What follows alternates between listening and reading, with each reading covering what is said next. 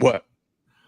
Hello and welcome to Unnecessary Roughness, Barstool's college football podcast on a Saturday night. When you hold your mic, we hear it rustling and stuff. I can't. Okay, is it okay right now? It's okay right now. We literally had 15 minutes to workshop this. And then as we're going live, moving it around. Seconds in, Lukey goes, T-Bob, your mic. Okay, we're live. What the fuck, guys? Y'all are setting me up for failure here. Already the chat's going to be up my fucking ass. Saying I'm drunk again. You didn't pick it up until right before the show started. That is true. That's actually completely untrue. You know what? Fuck it. Let's start the show. Great day of football. Hey. All right. Twisted Tea sponsors all of this madness. It sponsors T-Bob's mic and Kayce's mug and Big Ev's big fat face and Blutman. Why are you holding a PlayStation controller? I'm changing the channel on my monitor. I'm not playing video games. Why am I so bright? God, I don't know. This is Unnecessary Roughness, Barstool's college football podcast. It's been a long day for a lot of us. You know, it's okay. Twisted tea. Is anybody drinking a twisted tea right now? I'm drinking a tea. It just happens not to be twisted. Brandon, you got a twisted tea?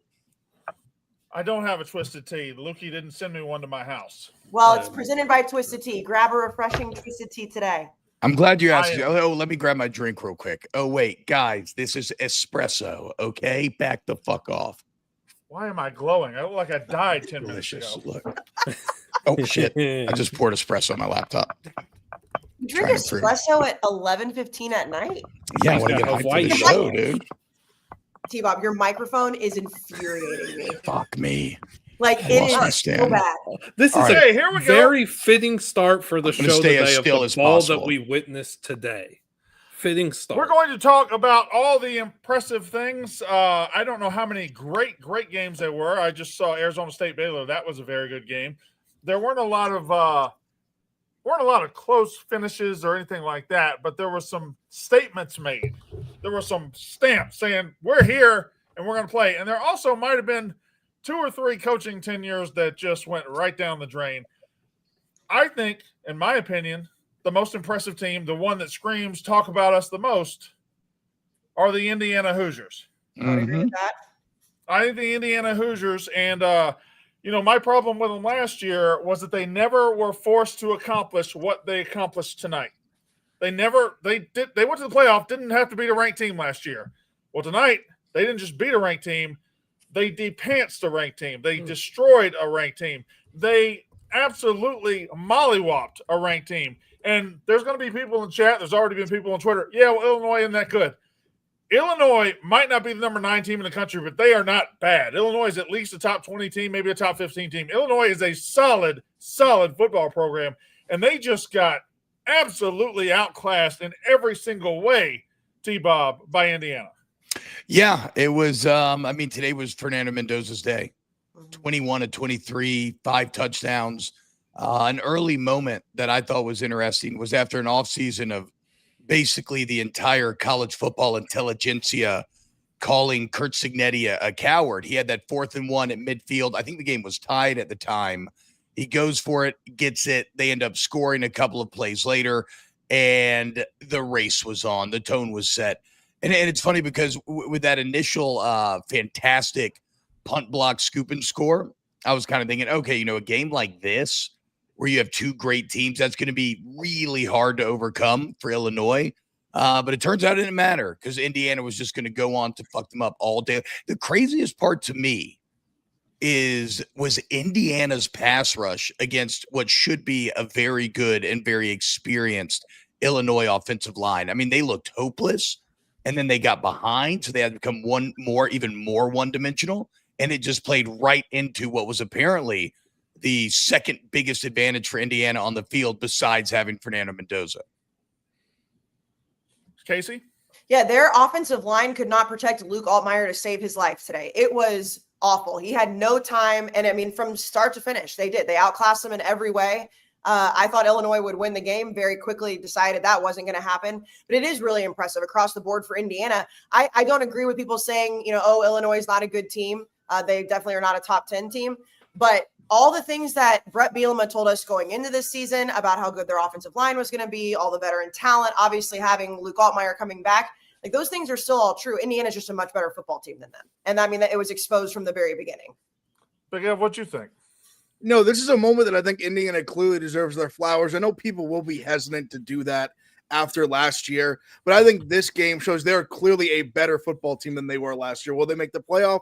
I don't know. That's yet to be seen. But like you said, all three elements of football dominated the game. In the trenches, they dominated. I mean, they have some serious skill. I mean, Surratt and Cooper are unbelievable weapons. Mendoza, I said he was the player to watch. This was the coming out party. This was maybe throw his name, put a pin in it for Heisman if they can keep pushing things down the road. But no, I mean, that was a statement, big time statement. They deserve flowers for it, and they should not be held back because of what happened last year in the playoff and Ohio State game and so on. That was a big time performance. No, well, they have more opportunities to prove themselves this year, and this was one of them. This was an opportunity to prove themselves, and the schedule didn't give them these opportunities last year, except for two times against Notre Dame and Ohio State. Those teams were better. Well, it presented itself tonight, and they destroyed this team. It's going to present itself multiple times going forward as they have Oregon and Penn State too. So, like, they've got chances this time to show how good they are. Blutman, what was tonight about? Indiana being great, Mendoza being great, or what? They also have Iowa 2 coming up next, so it's very interesting because, like, I look at this, I think, hey, Indiana 2025 just straight up is a better team than Indiana 2024. Does it end in a playoff appearance? Unsure, but what I do know is that tonight was kind of like a melting pot of every single thing. Signetti was going out there looking for blood, seeking blood out, trying to make a statement. Yeah. Tonight was very similar to Indiana's dominance early last year against Nebraska. It was just another absolute butt whooping and thumping, and that's what I've come to expect from Indiana and Signetti teams against inferior competition. So both things here are true. Indiana's top 12 team, I would say, is or 14, like somewhere in that. Is Illinois a top 10 team? No. Did they have that ranking? Yes. Should Indiana get a bunch of credit for his win? Yes, because they went out there and decimated, beat to a pulp in every facet of the game, on the field and on the sidelines, a top 20, 25 team. Like, Illinois had no answer. And the blunder that started all was what T-Bob said, was Bielema calling timeout on that 4th and 1 that gave Signetti another look to have in his mind, Brandon Walker's been calling me a coward all offseason. I could let my nuts hang, go for it. And what do? They go for it. They get the 2, next place 40 yards, score very quick after that. And from there, it's over. It's over. Can I push back on just one narrative, maybe a little bit? Yeah. Which is this idea that this team is clearly better than last year's. I think they are, because I think Mendoza has a very high ceiling, right? Like, he is immediately now being pushed in NFL circles. People are starting to talk about him as being like potential top 10 pick. But let's also remember last year, Indiana beat the fuck out of everybody they played. The teams that they lost to were the 2 that played for the national championship. So, like, there's a world out there where Indiana runs into whoever that team is this year. Maybe they're found lacking. I think they're better. I'm not wholly disagreeing, but it's whatever. I guess it's kind of a pointless conversation to have right now. They look top 10 today. Who said flip the rankings coming into this game? Because they were absolutely right. Was that you, Ev? Brandon. Okay, Brandon, you were absolutely right. This was very much Indiana feeling like a 9-ranked team, and I think that by season's end, I think Illinois is going to be in that 15 to 20 range. Yeah, Illinois is solid. Indiana has like eye-popping skill talent, right? And they have a quarterback who can get it. Like Altmaier is going to get you 8 or 9 wins, and Altmaier is going to get you. He's going to get you a nice 2-bedroom house in the suburbs. Indiana's got a roster that might get you that mansion, right? They look really good, and I was super impressed with them. And T-Bob, I want to push back on your pushback. Okay. It was no point last year that I said they were bad or anything like that. It was just a happenstance that schedule gave them the easiest path to a playoff ever and did not force them to beat a ranked team. And tonight they had that opportunity for the first time since they played Ohio State. And they came through with flying colors. So yeah, they killed it. Last year was never an indictment on Indiana. It was an indictment on the schedule and the weird ripple it caused with Indiana to be able to slide into a spot. I didn't think they were really quite ready for it. I think this team is I think this team's better. I'm being dumb. It doesn't matter. I'm just still. I don't know why I'm holding on to the. It doesn't matter. I'm like rehashing the argument that last year's Indiana was better than me. It doesn't matter. What does matter is the EJ Williams touchdown was so badass, and to me, the play of the game that is indicative of, like you're saying, the skill position. That fucking high point ball that Mendoza threw over the defenders that EJ goes up and grabs in the back. That is erotic red zone football. Well, and there was also just so many times that, like, even though if the rankings switch, you can have that argument. We've said it. They beat the absolute shit out of them today. And Illinois is a good football team. We didn't see them beat the shit out of a team that was ranked in the top 10 last year. So just like on paper, it looks like that. I don't know what, like now, Brandon, I guess moving forward, though, in the Big Ten, and we'll see it play out, but where do you rank them in the Big Ten after this? Indiana? I'd have to really think about it. Obviously behind Penn State, Oregon, and Ohio State. And then they're in conversation with Michigan for that 4th spot, right? Right. I was going to say 4 or 5. Yeah, I think 4 or 5. Which was the whole point of the game today, which was exactly what we were going to see from either one of those teams. It was who's going to get that next spot there. The thing somebody can get bogged down on did Illinois deserve to be where they were? Whatever, that's meaningless. If Illinois was a top 50 team in this country and Indiana beat them like that, it's still fucking impressive. Correct. It wasn't like they just won by a touchdown or two. They beat them by 50. Now, I don't like to do on this show is call out people when they're wrong, and I don't like calling out people who make mistakes. I don't like calling out people who are loud and saying, oh, you want to talk about top 10 team? How about this team? And I don't like calling out somebody who threw out the word dweeb the other day, who came out on this show and was like, hey, Brandon Walker, dweeb, you want to talk about a good team? Talk about Utah. Hey, Blubman, you fucking dweeb. How about Utah? How about that top 10 team getting fucking smoked at home?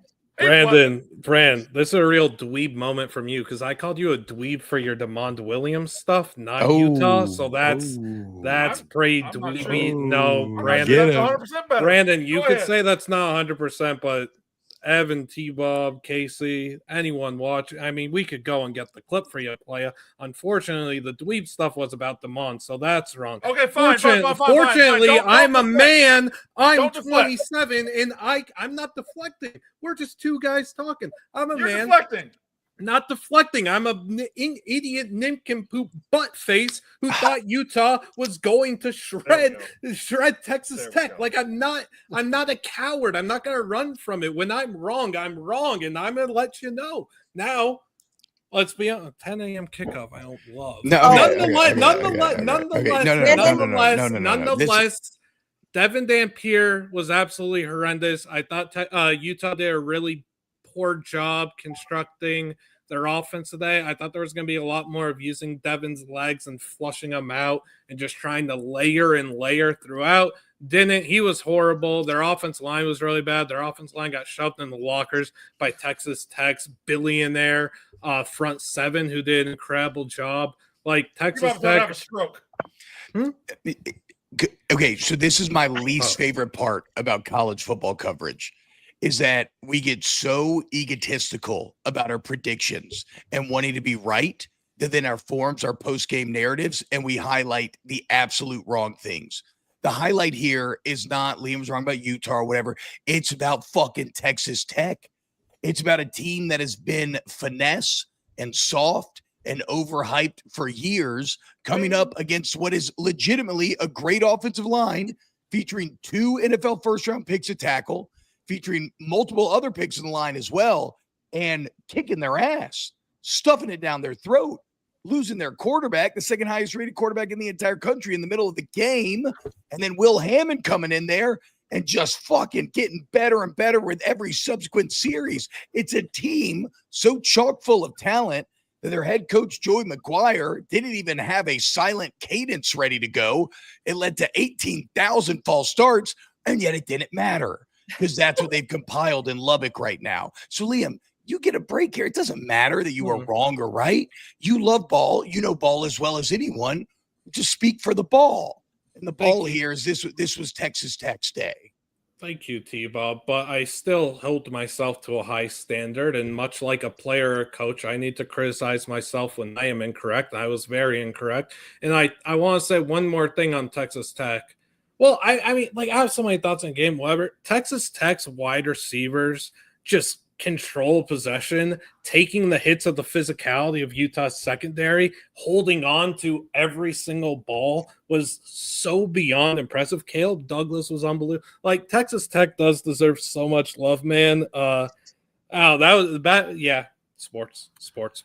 Bottom line, T-Bob is right. Today was a statement made by Indiana and a statement made by Texas Tech. But let's not forget in the moment that Blutman is a stupid nincompoop, but an idiot nincompoop butt face. Yeah, But which, I mean, back to back. I mean, that's the way I was with Illinois too. So, I mean, Blutman just named off those things. That's the way I felt about Illinois. I will say for Brandon and Ev, I can speak for us. We were on the plane on the way back from Utah. And I don't know when we lost service, like exactly what the score was. But when we got service back, when we landed in Chicago, it was all of a sudden just completely out of control. And we had to go back. We were like, what the fuck just happened? Like, it was like it happened just immediately when we were on our descent. Utah folded. I mean, they legitimately quit. Will Hammond started making more and more plays. What did he finish? Like 13 of 16 with 2 tuds by game. He was dropping dimes. And it's so rare. And again, that's why I think you credit the toughness of Texas Tech here. There's not many times that a Kyle Whittingham team is just straight up quit by the fourth quarter at home, especially. I saw that crowd on the Barstool College show today. Shit was insane. I know it was loud in there. Again, I cannot. It's almost. I think I don't know if I tweeted. I wrote it that it's a fireable offense for Joey McGuire to not have a silent cadence ready to go. But credit to him because they still made Whittingham and company quit.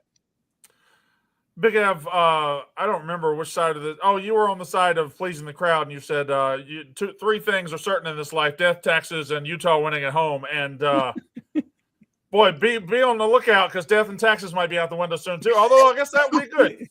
No, I said we are officially down to 2 absolute truths in this world. 3 is no longer 3; it's now been cut down to 2. No, I mean Texas Tech's the team to beat in the Big 12. Simple as that. I'm sure we'll get into Baylor and Arizona State a little bit later. I think it's very clear that the team to beat. They're the team I would trust the most. It's the defense, and it's the defense. I mean, like Kayce, we blinked and Texas Tech went on a 21-0 run. Right. But I mean, no, they dominated the fourth quarter to go, regardless of the time of the game and all that, to go on the road and beat them up late and in the trenches. I mean, incredibly impressive. Well, and Ed, you said it before we started recording that, Utah at home, and we had this argument on the Barstool College Football Show today because we had it in 2019. It's a tricky, tough place to play, whatever it may be. But the last few years, it has not been the same. Well, just last year. Yeah. But last year was an outlier for the Utah program. If Blutman they had won like 20 in a row at home or like 19 or 20 or something like that. 1,000%. But if Blutman had his way, this game would have been played at like 7 p.m. 6 p.m. local. Yeah, see. Hey, it was 10 a.m. for Texas Tech too. It was. You're right, T-Bob. You are so correct. Also, Utah, I feel like I've never seen a Utah defense have that much green grass available for disposal of the offense. Anything Texas Tech threw underneath, like to Jacoby, that first touch Jacoby got where he's just off for like 80 and sets up the first touchdown. There's so much green grass for Tech to run. I'm just disappointed in Utah, man. I don't know. I'm sad. All right, yeah, go ahead. Statement game number 3, unless you have one more thing to add on Utah, Texas Tech, T-Bob. We can do some dampier thoughts next week. I don't need to shit on it. Oh, no, it's bad. Statement game number 3 happened in Norman, Oklahoma, and we're going to talk about that. Kayce, do you have the ads? Because I didn't print them out. I do. They're on my phone. NFL Sunday, DraftKings, use code RUGF. That's ROUGF. New customers, you get $200 in bonus bets instantly when you bet just $5. Again, this is a new thing for everybody, but it's the gift that keeps on giving. Just $5, $200 instantly, and whatever you want, use promo code RUGF. The DraftKings Sportsbook, the crown is yours. All right. We got Auburn and we got Oklahoma. Auburn loses 24-17. Oklahoma, boy, I thought this was I don't know which direction to decide here, but either both of these teams are very, very, very fucking good, or they're the exact same amount of average. I would lean towards probably pretty good. I think Auburn's a very good team outside of one key position. I think Oklahoma is a pretty good team with a great player at that one key position. So Oklahoma ends up winning. This game was 3 hours long and 4 quarters, and I feel like I could talk for 2 weeks about it. It was a shit ton going on. T-Bob, what was your gut reaction from this game? This game was. So it looks like I'm trying to figure it out. It looks like for whatever reason my charger may not be charging my computer. I'm gonna but can you hear me all right? Is my audio okay right now? We can hear you. We just can't see you. It's not chopping. My audio is not chopping. Audio not choppy, face very choppy. Okay, that's fine. Then that's fine as long as the audio is okay. This game was the 7th circle of hell for Jackson Arnold. Here our guy came back looking for revenge against the people that told him you were not good enough. And not only did the new boyfriend continue to make his old girl come harder than she ever had with him, but he got his dick repeatedly pounded into the ground, sacked not 1, not 2, not 3, not 4, not 5, not 6, not 7, not 8, not 9, but 10 times, ending in a safety to cover. The ultimate disrespect move from the Brent Venables defense, saying, fuck you, kid, go back to Auburn. Also, Mateer, while not overwhelmingly good, his 10th game in a row with a rushing touchdown, passing touchdown. When he had to have it at the end of the game, he was excellent on that final drive. And a huge statement win for Brent Venables. Again, he's supposed to be a defensive guy. It's been the most disappointing part about his tenure at Oklahoma, and it looks like he's got the defense figured out right now. Normally, when a quarterback gets sacked 10 times, I believe after the game, he should be able to just beat the shit out of all of his offensive linemen. In this case, I think the offensive lineman ought to beat the shit out of Jackson Arnold. Yeah. Because Auburn's offensive line did not play a 10-sack game. They got beat by a very good defense. Oklahoma's defense is real fucking good. They're nasty. But Jackson Arnold, probably, of those 10 sacks, probably 6 of them were on him, just standing there for fucking ever and moving up in the pocket and not deciding to throw the ball. Hey, there's a 5-star receiver down there that makes great plays. Maybe fucking throw it to him every now and then. Jackson. He was seeing ghosts. He was seeing ghosts all game. Bob, that Jackson Arnold had the opportunity to go back in that building to face a fan base and a group and a team and an organization that said he wasn't good enough. And you know what he said? I'm not good enough. You guys were right. That's what happened today. Mateer was good enough. Jackson Arnold was not. And also, the fucking referees deserve to never, ever coach again or referee again. Big Av, what'd you think of that game? Yeah, no, I mean, you said it, Brendan. I mean, I thought Auburn got fucked quite a few times by some calls. The early scoop and score was obviously played a big factor. That didn't count. But no, I don't know. I guess when I see these two teams, I guess I'm not. Oklahoma's good. I don't know how sold I am on them in terms of this being like a real like a title contender or anything like that.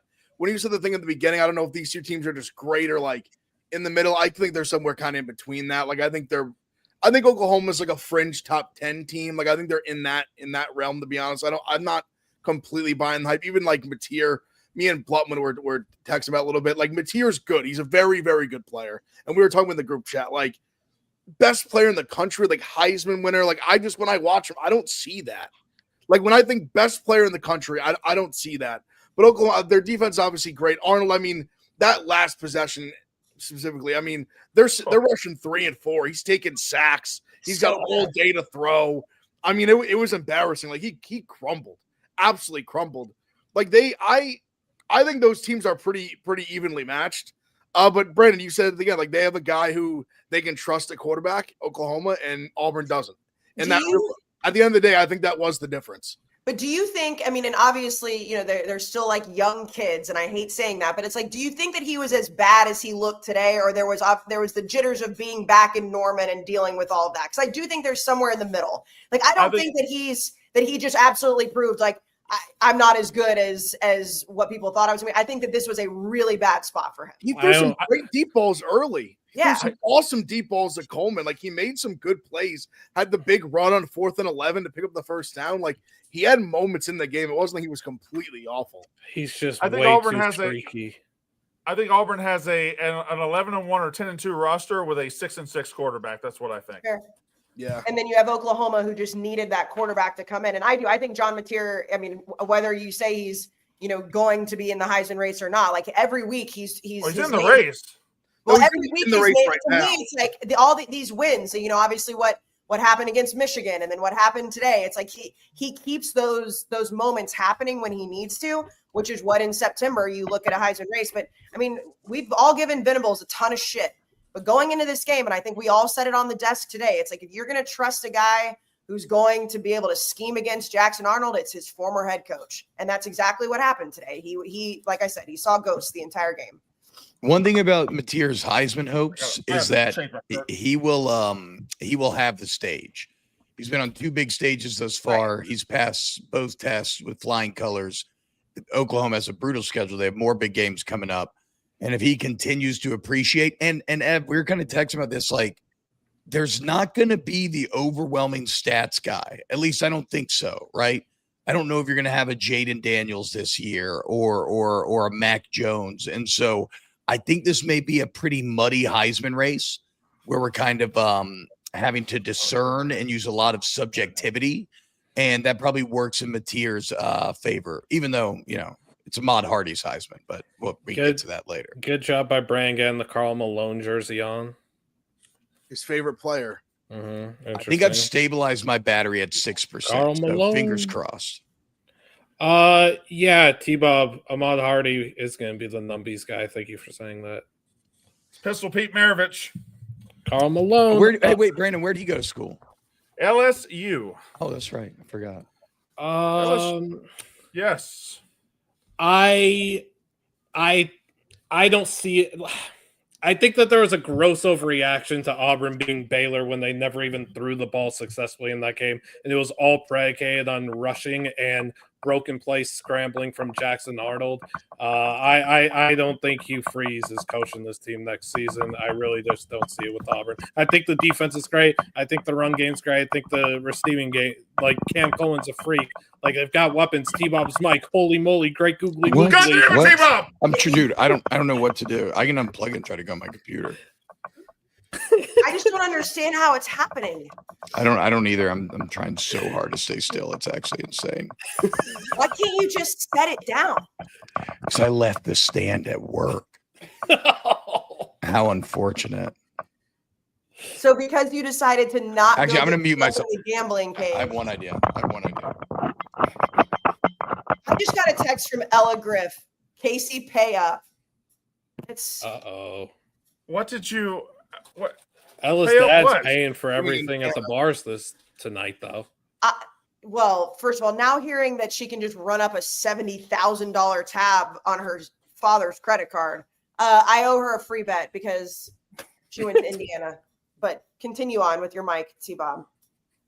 Okay, well, that was a weird setup because I had my mic muted, but I think it sounds better now. I unscrewed it. I'm trying to. Doesn't Biz just hold it like without the? Yes. Okay, so now I've taken off this part. Is it okay if I do this? Are we okay? Sounds Mhm. better. Okay, yeah. I think I might have figured it out then. I think I might have figured it out. Fingers crossed, guys. Fuck me in the dick. Fuck all of y'all. All right, let's go. Speaking of dicks, Brandon, why don't you talk about Blue Chew? I mean, I don't have anything in front of me, Kayce. Read the But computer. let me pick up my phone here and I'll talk about Blue Chew. Make one more point about Oklahoma, Big F.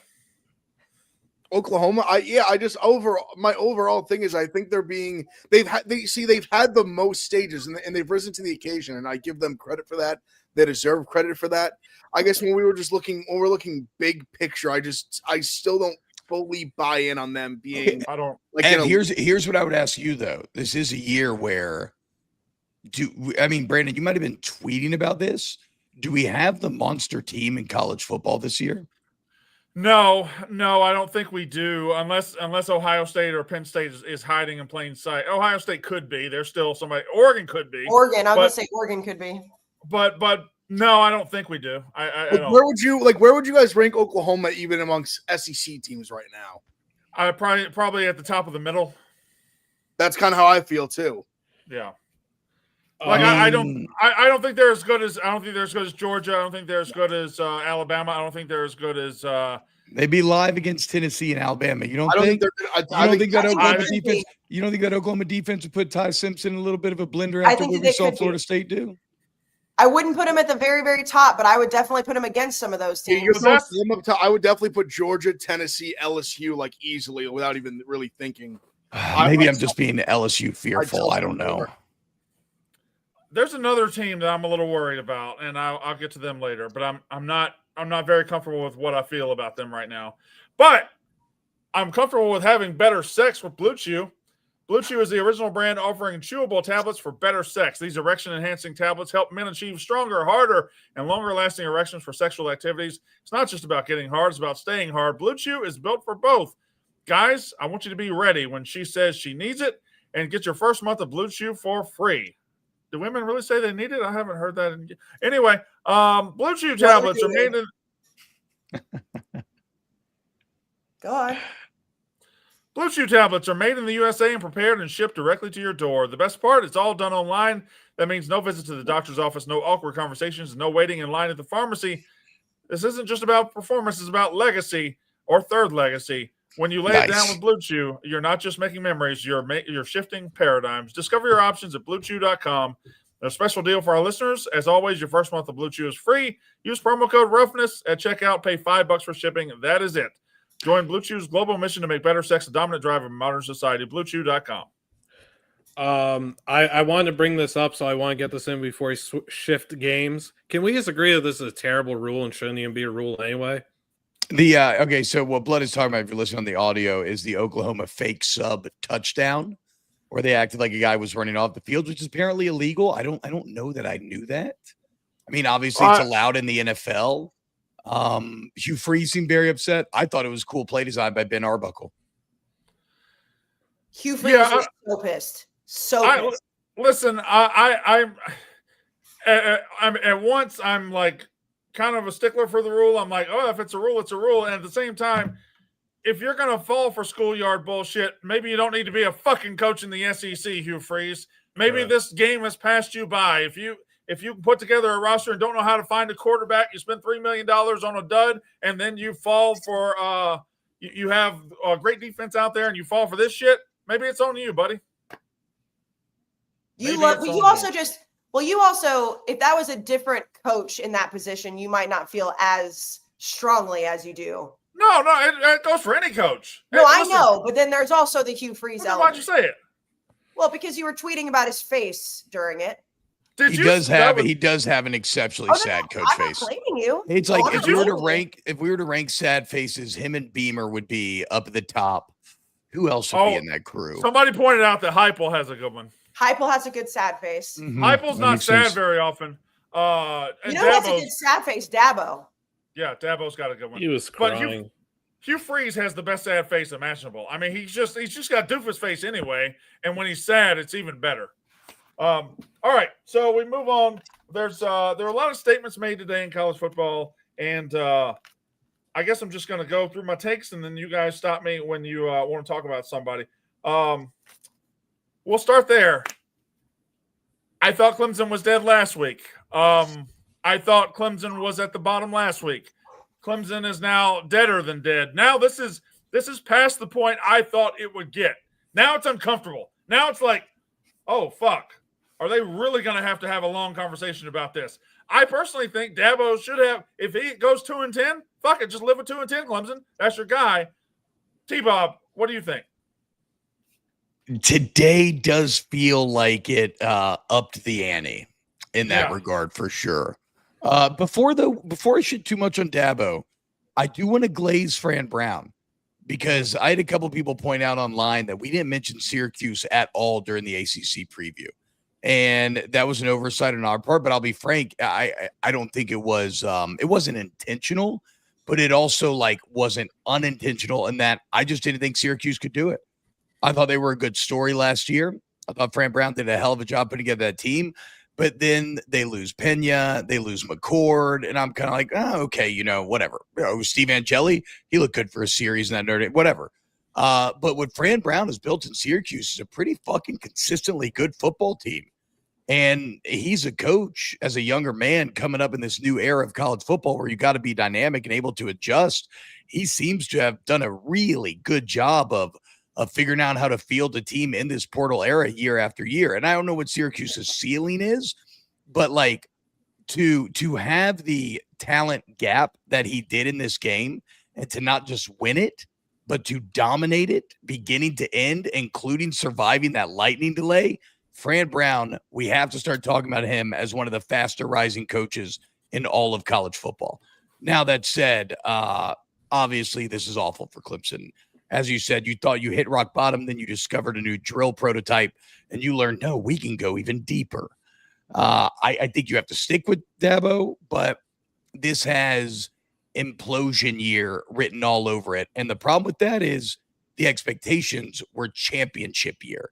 So that is a volatile combination of elements that leads to coaches getting fired out of nowhere.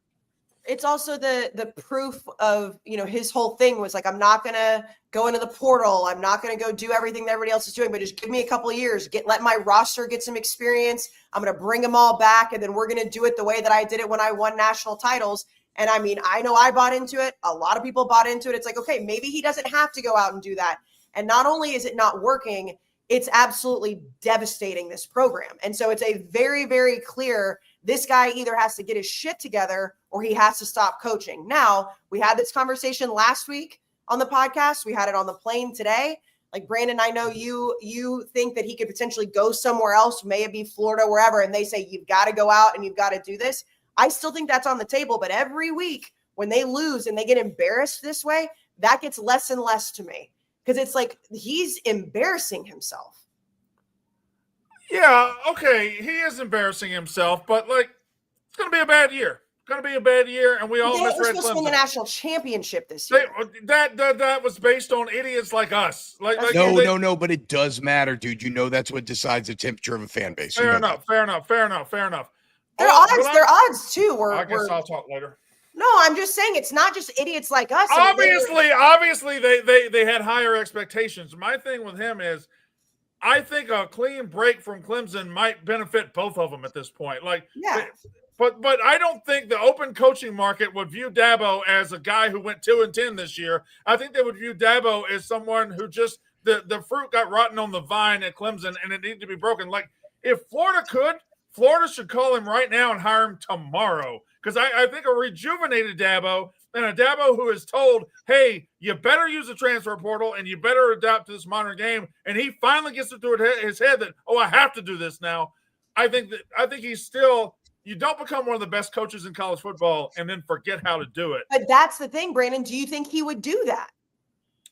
He would definitely leave. He would. He would take another job. You're saying, "Oh, I don't know how to coach. I'm just learning how to coach. I'm 55." Like, I'm not sure if Florida did call him and say, "Hey, come on, Dabo, but you're gonna have to do this," and he'd immediately be like, "Okay, yeah, that's what I'm gonna do." But see, the thing about Dabo is he was always full of shit, even when he was winning. Everything he said when he was winning was bullshit wrapped in bullshit wrapped in bullshit. Now he's saying the same fucking bullshit. He's just losing. And everybody's like, oh, can you believe Dabo said that? Yeah, he was saying it 10 years ago. Like, well, that's the way everything goes. Nick Saban could be an asshole as long as he was winning. I think Florida would be crazy to call him at all from the job. Correct. I think they'd be insane. Because let's be clear about, especially we're shitting on Clemson right now. This is a talented roster with NFL talent up and down. Dabo is doing a shitty job coaching this team. There's no two ways about it. Right. If I'm a big time program, I'm not calling Dabo.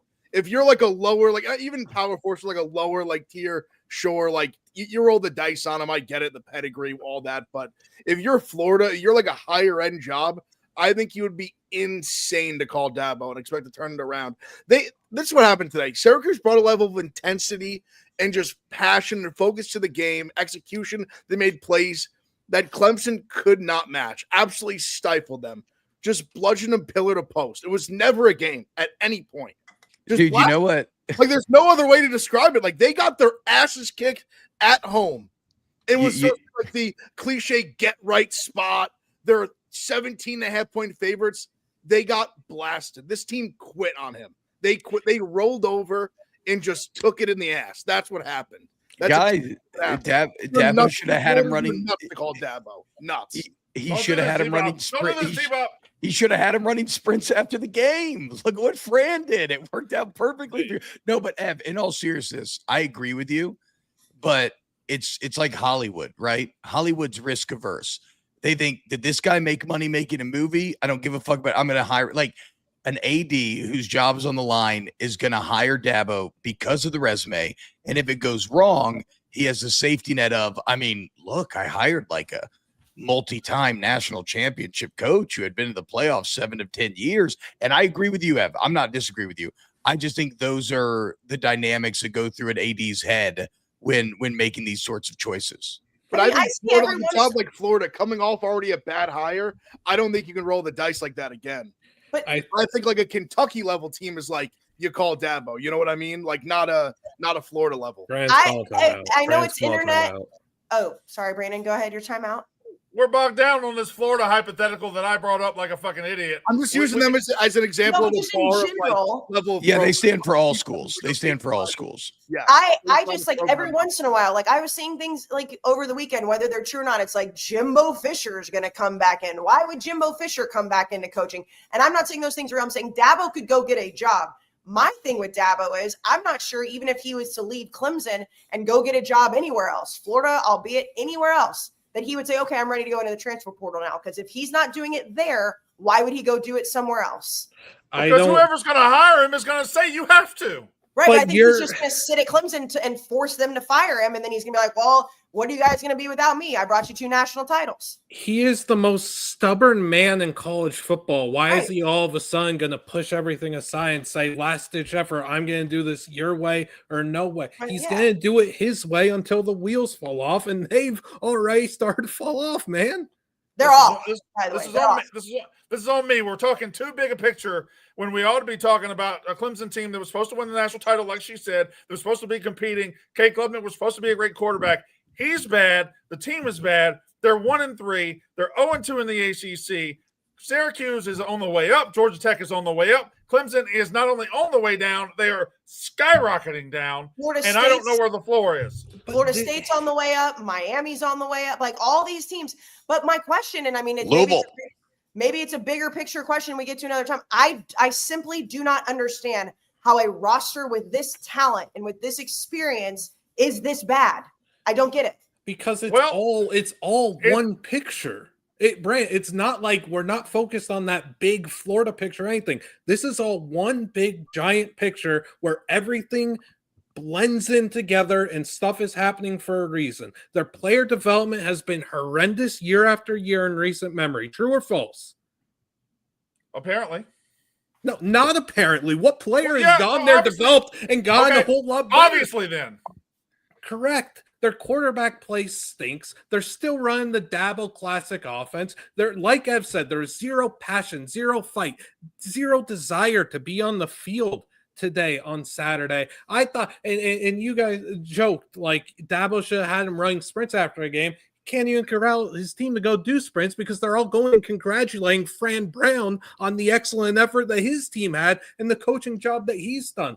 Dabo is done. It's through. It's over. I don't care what anyone else in the entire world says. This thing is over, dude. He's clinging on to stuff from a decade ago. I don't care. He's washed.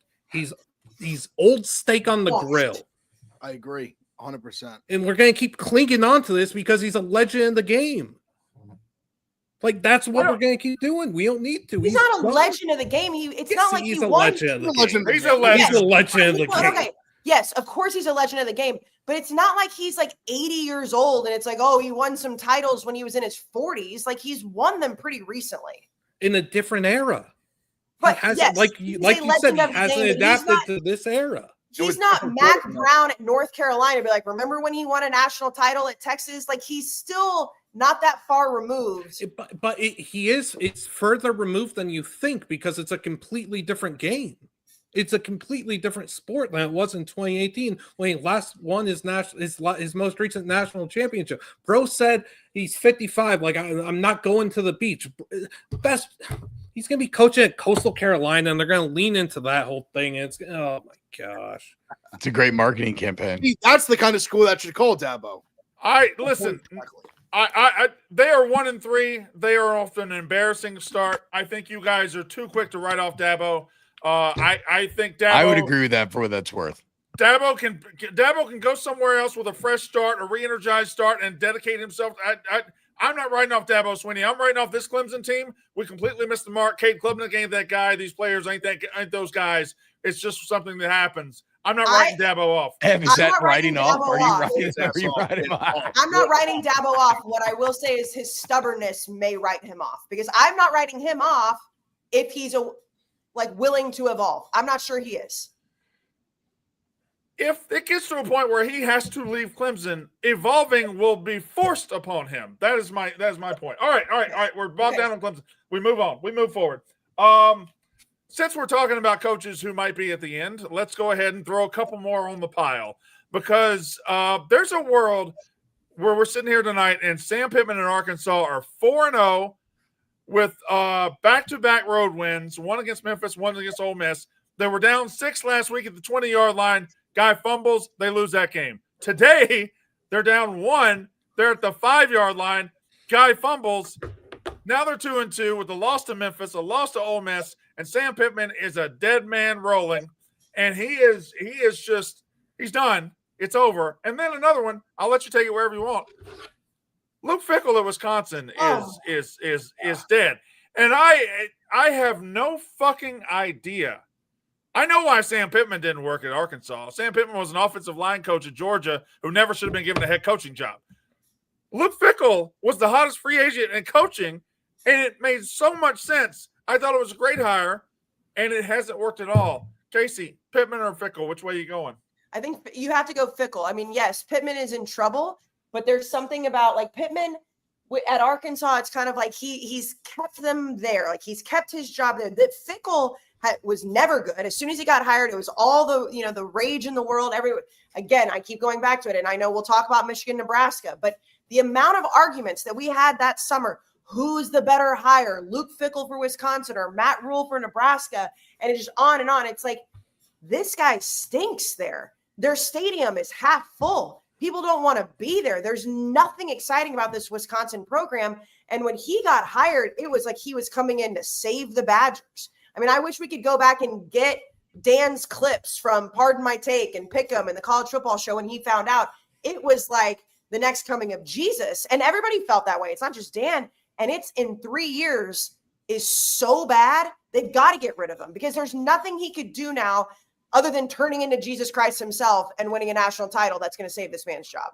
Nothing. Well, the answer why it happened is very, very obvious, and it's something that I think when he got there and he was going to turn to the air raid, I was like, okay, wow, Wisconsin's going to step into the new 21st century. Going to be exciting. No, he took out the heart and soul of Wisconsin football and tried to change them into something they're not, and now he can't get it back. Now they're nothing. Now they have no identity. They go away from the big hog mollies in the running game, and they go over here to the air raid. The air raid says, I don't want you. What the fuck you doing over here? And now they're just in the middle, and they have nobody to turn to. Big F, Fickell or Pittman? Or both? No, I mean Fickell's as good as gone in my opinion. Has to be. Do I think Pittman survives this year? Probably not. But if I said one was more likely, I would say Pittman would be more likely to survive it. I think Fickell's been.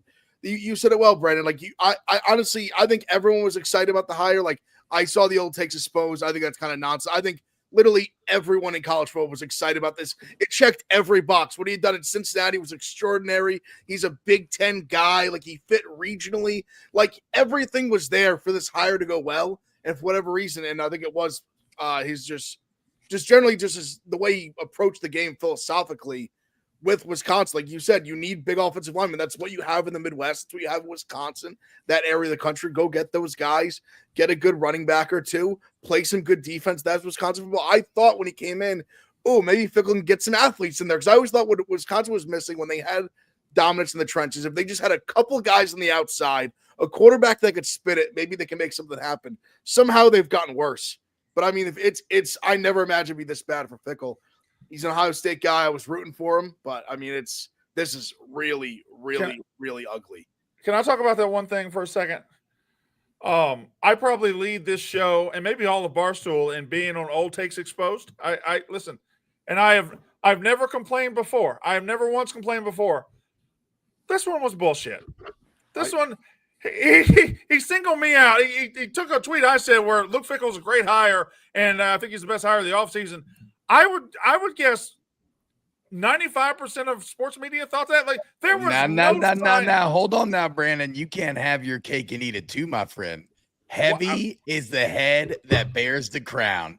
Every interview we do, you talk about being the number one fucking college personality in all of college football.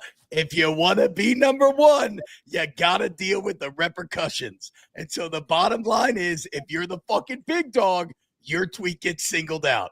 Bullshit or not, again, heavy is the head, my friend. He is right, though.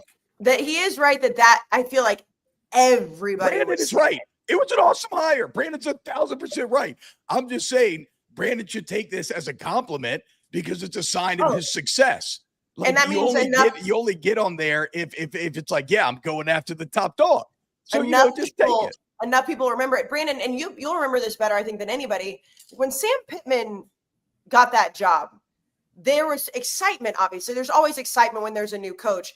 There wasn't anywhere near the level of excitement that Wisconsin had when they hired Luke Fickle. And that, to me, is the answer overall to this question. And now people were excited. Again, don't get me wrong. They loved him. But it was just like Luke Fickle's going to come in and fix every single thing that's ever been wrong with this Wisconsin team over the last few years. And it's just an epic failure. To be clear, sorry. The question I was asking was not which one do you think is going to get fired? They're both going to get fired. The question I was asking is which one do y'all want to talk about? I want to ask, what is the better job now? Because forever we would have said Wisconsin with a bullet, but in the NIL era, I think maybe that's up for question a little bit because we know Arkansas has money, and if you believe in the coach, you can spur investment. Brandon, everybody has money. I'm tired of this narrative that, this team has money, that team has money. I think Arkansas and Wisconsin are probably the exact same job. They're probably in the exact same spot in their conferences. And I would encourage both of them, both Arkansas and Wisconsin, to look at Illinois and look at Brett Bielema. I think he could be a good candidate for both of those jobs, whether it's Arkansas or Wisconsin. I think he'd do very well at both of them. That would be just a bittersweet storyline. You can't bring Bielema back to either of those schools, dude, right? I mean, that's crazy. By the way, I disagree with them being equal coaching jobs just because I do think, yes, everyone has money. Arkansas has Walmart money. Arkansas then where the fuck is it? I don't know. Because it's like Liam talks about UCLA. Again, you have to believe in the coach. A rich person's not going to invest unless somebody can spur investment. Brandon, I understand what you're saying, and I'm not going to dive bomb this into a Mississippi State A&M thing.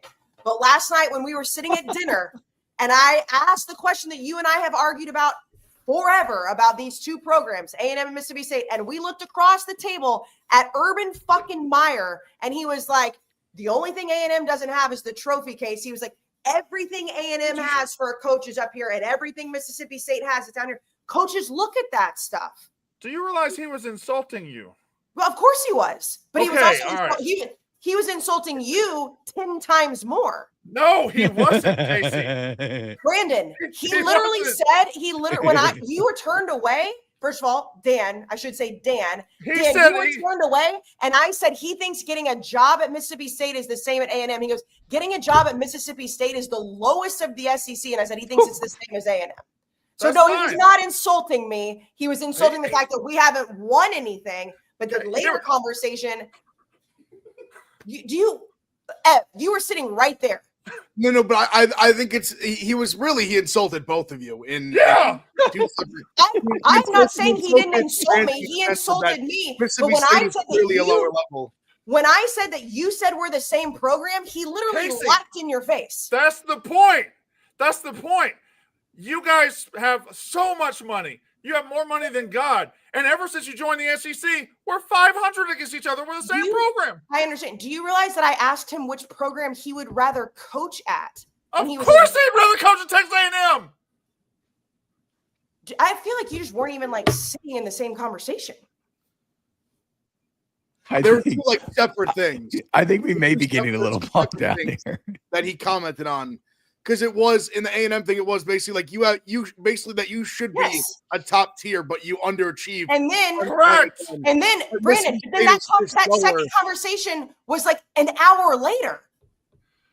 I don't know what I don't know what happened last night or whatever. He was saying A&M has everything under the sun. A&M is incredible. They just can't win. Correct. And then an hour later, when we were talking about the same program and you brought up our whole winning thing, it was like, he goes, when places have more money, when they do, and they have everything in the world, those are the places coaches want to go. So when you look at a Wisconsin versus an Arkansas versus whatever, money does come into play. They don't all have the same shit. I do think that Arkansas has more money too. Yeah. Oh, that's great. Arkansas has more money. The last time they held out a help wanted sign, they got Georgia's offensive line coach. That's all they could get. In that same hiring cycle, Ole Miss got Lane Kiffin. Mississippi State got Mike Leach. Lane Kiffin was on the way back up. Mike Leach was a Power 4 coach at the time. And they got Georgia's offensive line coach. Money in the SEC, money in the Big Ten, I think is so much closer than we as fans pretend that it is. Well, all I'll say, though, is billionaires, like everything else on the planet, are starting to run this sport more than anything else. Look at Texas Tech, right? Arkansas has more billionaires than anybody. They got Tyson Chicken, they got Walmart, they got Jerry Jones. They're not investing right now. But watch this next hiring cycle. If they get a guy they believe in, they could go. Because look, it's the old quote about precedence, right? No man considers a course base for himself that has proven profitable to others. And you see Texas Tech. You see Oregon. That's maybe not the best example. You see these teams that have invested in their team have these immediate turnarounds. Like these Arkansas boosters, when they fire Sam Pittman, are going to go all in on trying to fix it. And I wonder if Wisconsin has the same pockets. Maybe they do. I could be wrong. My read is that Arkansas has more. I mean, it's just the same thing that happened to Arkansas in basketball. They got Calipari in there, and they started flooding the market with their basketball team. Like, I just think it's the same thing. They'll do the same thing with a better head coach that they believe. All right. Kayce, you want to do another ad? Oh, sure. Sure, I will. Oh, wait. I had another. Read the ad. What were you going to say? There's one more coach that is dead, and we're going to talk about him in just a second. Bro, Brandon, this ad is made for you. Because you know what? It's been a long day. I bet you could eat about 17 New York steamers right now, couldn't you? I could. You could? You 17? 17? This morning we were it was about 5 o'clock or 6 o'clock in the morning. We were driving in and we were all talking about we were hungry and we're talking about different sponsors we had to do. And Brandon was like, I'll eat it. I don't care what time it is. Sun's not even up. And if that man had some Firehouse today, I know he would have eaten it. Bigger portions, bold flavor subs that actually hit when you're hungry. We know how it is. It's going to be the NFL Sunday tomorrow. And if you're just sitting around and you're like, you know what? I want a Firehouse. I want a hook and ladder. What is the hero? What are the other ones that we taste tested the other day, guys? There was a bunch of the Italian, the hookup. Ooh, hook and ladder. Okay, yeah, never mind. I'm going to mute again. My bad. It's fine. Firehouse is the sub that Italian? you want. The Italian, yeah. You want on game day hearty, heavy, and piled high. Don't wait until kickoff. Download the Firehouse Subs app now and get $10 off your first order. That's big portions, easy ordering, game day handled. Order now in the Firehouse Subs app. You do have to start a new account at participating U.S. restaurants. Offer valid for 1 week after the account registration. Additional terms apply. It really is like the best lay on your couch, watch football sub you could possibly have. Mike Gundy. Oh God. Ev. Oh, wow. Oh, Ev. We were having a funeral for him last night. I was on Tulsa, thank God. I mean, that was an easy winner, but have nose, dude. Sharp. man. Yeah, Mike, I don't even know what to say. Is there anything to say beyond Mike no, Dundee? I mean, is no. that the conversation? They have to let him ride the season out, though, right? They have to. I think so. I'll put it like this. I never, like last week we talked about it, I never, after Oregon, or what was it, 2 weeks, whatever, after they got bludgeoned by Oregon by 60, I never thought it would even be on the table. And then after last night, I was like, oh, God, maybe it's on the table. I think they probably let him ride it out regardless. But, I mean, I never thought Mike Gundy team at Oklahoma State would bottom out like this. This is embarrassing. There's no talent at a single position. They had the kid, Haas Hesney, at quarterback, gets hurt. There's literally, I mean, they've got injuries elsewhere. There's zero Power 4 talent across the board, it feels like. It's a corpse every single time they're on the field. It's crazy. All right. Do you think he's even, I mean, he's obviously trying, but like his level of try does not seem like he cares. He's probably checked out, dude. He knows he doesn't have the talent. Like they don't have it. He's done. It's over. He's done. The buyout's coming soon. He's going to live a nice life for the next 10 years. One more name though, or unless you were going to bring him up. I know the game was closer till the very end, but where do we put the Billy Napier hot check? No, there is no heat check for him. We're just waiting for the press conference. Yeah, okay. Dead man walking. Yeah. Black spot Billy. Michigan 30, Nebraska 27. This game more about Michigan or more about Nebraska? Because Michigan could run the ball. Bryce Underwood threw for 105 yards. He rushed for 60. Didn't have to throw it at all tonight. Justice Haynes with 150 yards. Mostly, though, it's about Nebraska losing their 28th straight game to a ranked opponent.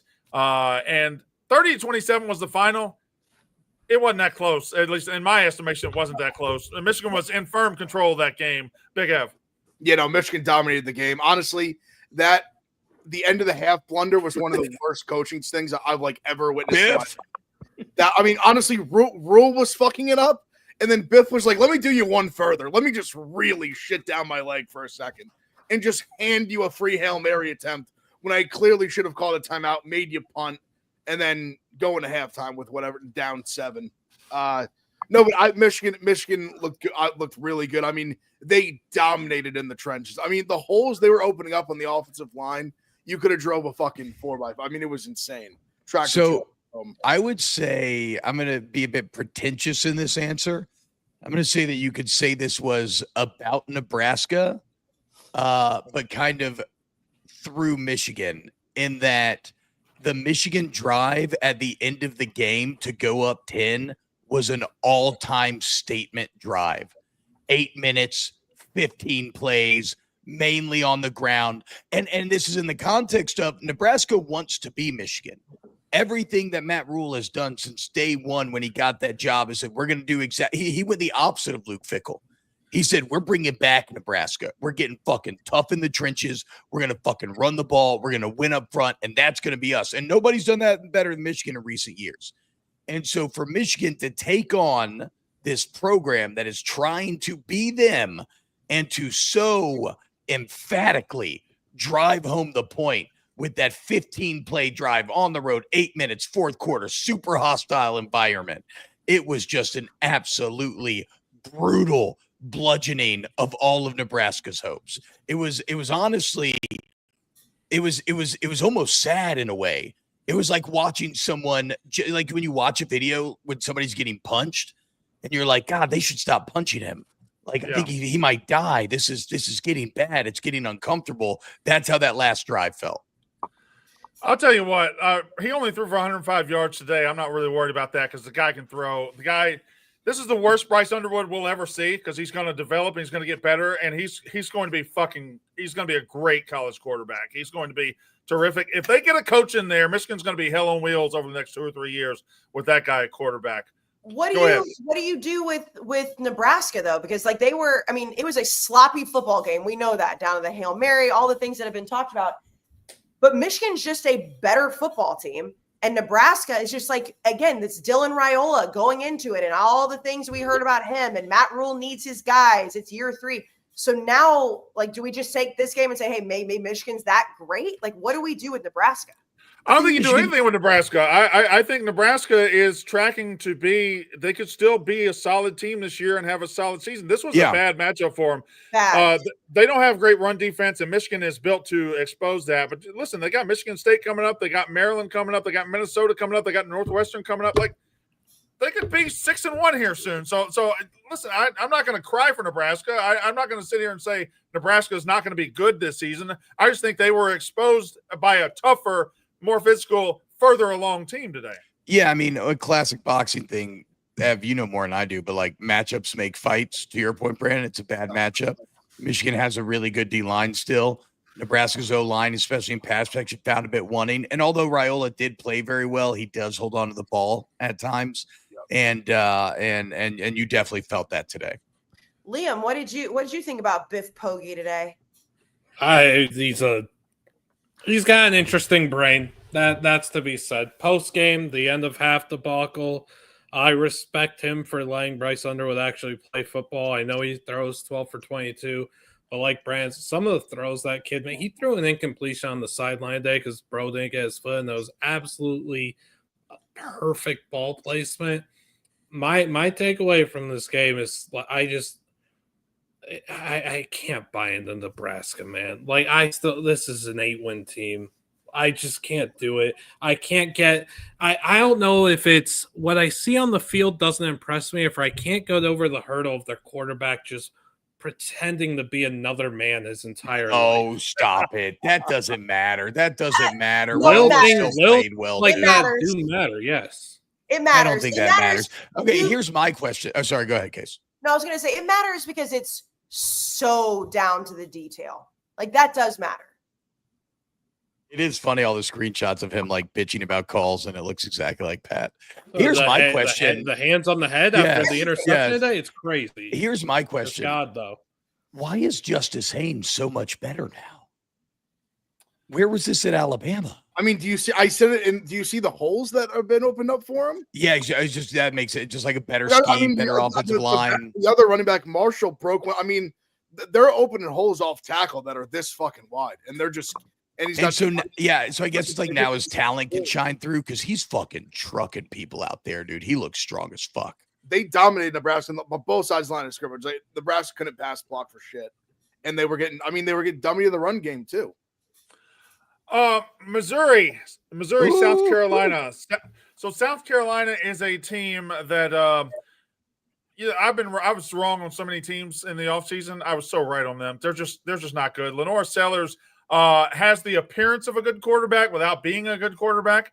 He will give you three of the worst plays you'll ever see in your life, and then he'll give you the most magical highlight you can imagine. There's something in there, but it's not a complete package, and he's just not it right now. You put it perfectly. You said he took the dumbest 20-yard loss I've ever seen one play before turning into Vince Young of 2005. Yeah, that was back-to-back plays. I know. Back-to-back plays. He takes a 21-yard sack, runs straight backwards for reasons unknown to anybody, takes a sack, and then the next play gets him right back into field goal range by rolling out to his left and throwing a fucking missile dart right on the sideline. So he's got it, but that's just not a good team. Missouri is a good team. I tell you, I had Missouri in the playoff beginning of the year, but I think they're better than I think they were. Purpula's very good. I know you're a huge Ahmad Hardy guy, and you should be. Ahmad Hardy is great. He so much after contact, he breaks tackles. But the other running back's good too. Yeah, the other running back's very good. Yeah, they're both good. The tight end's good. The receivers are good. Norfleet's incredible. Do y'all want to know the stat of the day? And this you will never find this in a box score. Yeah, I bet you do, because I've never seen anything like it. And granted, this is partially a product of sacks counting against yardage and whatnot. But Mizzou outrushed South Carolina 285 to -9. Yes. 285 to -9, guys. With a running quarterback. Your children hopefully will be mourning you while you are in a casket being lowered into the ground, and you will never see that again. That is unfucking believable. Honestly, when it was, it kind of, I'll give Sellers some credit that it's kind of crazy that they were able to hang around with those Yes. guys. Right. Yes. They were outgained by almost 300 yards on the ground. And Can they I were say in it for the last basically 3 minutes of the game, 2 minutes of the game, they were in the game. When it comes to Missouri and watching that game, I do have one take, and y'all might not agree. That's fine. I miss the hill. I miss the hill with the Mizzou spelled out down the center. I miss the rock formation. I miss the hill, and I know it's great progress. Drink got there. They're building a bigger stadium, and they're technically going to bring the hill back in a modified form. I miss the hill. Missouri had the hill. No, I'm the only one. Okay. No, I agree with you. I miss the No, hill. no, I'm well, nodding you're my the head one. the whole time. I'm nodding my head the whole time. I miss the hill in Houston too for the Astros. No, the hill Why are was we getting rid of very cute. hills? The hill was cute in the Big 12. The hill is not cute in the SEC. Over the Yes, it hill, is. Brandon Walker misses the hill. We can't be SEC snobs about the fucking hill. Oh, Yeah, yes, that we was can. cool. Liam's we right. can't. There's a distinct hill erasure going on right now in sports in general. Sad to see. You got to fill Thank- the stadium in. You got to make it bigger and better. Thank God for Dabo and Clemson. Otherwise, we'd be hillless. You know. Thank God for Dabo. Thank God. I think that's when we're Literally, gonna know it's thank God. we're gonna know it's over with Dabo when he stumbles down that hill one day. He Oh, just man. eats How shit has it not yet? Like, how has that not happened? because Dabo's a sneaky athlete. It's like Oh, Kirby sure. Smart played He's also DB. That's kinda fucking young. crazy. Exactly. He's Kirby- only 55 Case. He just learned how to coach. Kirby Smart being like a good defensive back at Georgia is so fucking stupid. It's crazy. It doesn't make any sense. Did he always have that haircut? Like, was he rocking that haircut at Georgia? I don't remember. Probably. Just- Yes, I'm that's a gonna say college this. haircut. Y'all let me say this, and we'll move on very quickly. Okay. Okay. Okay. It bothers me how good Ole Miss looked today. Trinidad Chambliss, baby. I don't like it. I don't like the fact that they went all in on Austin Simmons. He sucked, and then they got lucky he got hurt. I don't like it.